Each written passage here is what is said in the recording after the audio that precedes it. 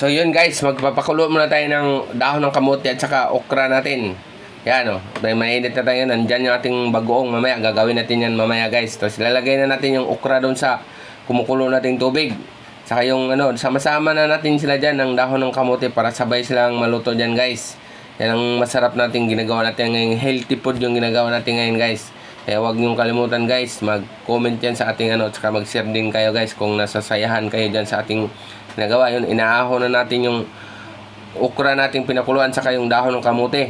Tapos kasunod natin dyan yung ano natin, yung isda natin, lalagyan na natin ng asin yan. Tapos arena, kinukot ko lang ng arena yan para ikulong natin yung lasa ng isda dyan. Kaya yan ang purpose sa ating arena dyan. Yan, i-ano lang natin yan dyan, ibaliktad-baliktad lang natin yan dyan sa guys. Kasi piprito na natin siya ng diretso yan. Pagka ano dyan, prito natin kagad yan diretso para sobrang sarap. Mamaya yan guys, luto na ang ating ano, ating pritong bilong-bilong.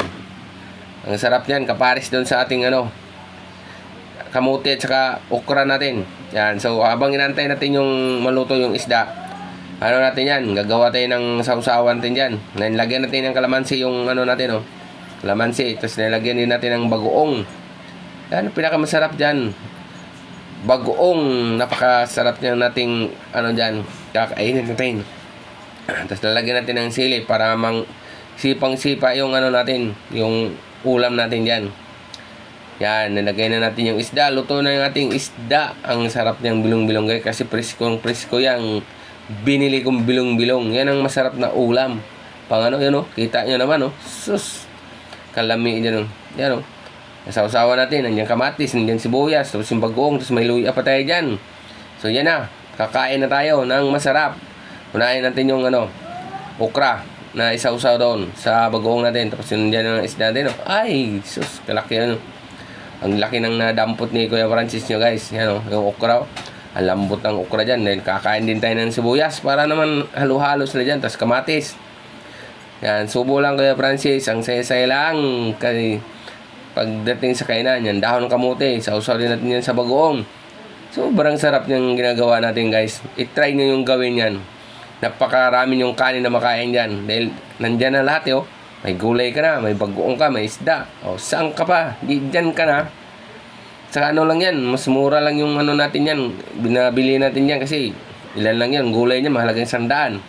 Tapos yung isda natin, ano lang din yan, mga 180 bili ko yan eh. Yung bilong-bilong. Kaya yung ano niya, mali, 280 lang yan.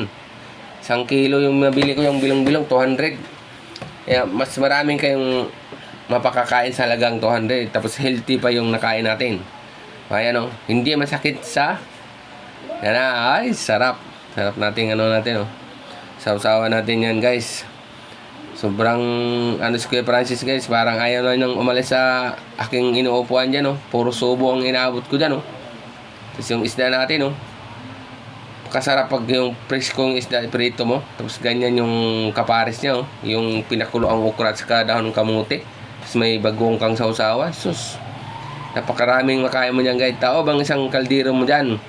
Kaya huwag niyong kalimutan guys, mag-follow and share sa ating page para mas marami pa tayong ituturo ng mga healthy food sa susunod natin mga videos guys. Maraming salamat sa inyong walang sawang suporta kay Kuya Francis nyo guys. So bye na guys sa aking mga supportahan nyo lahat ng aking mga vlog. Bye na guys.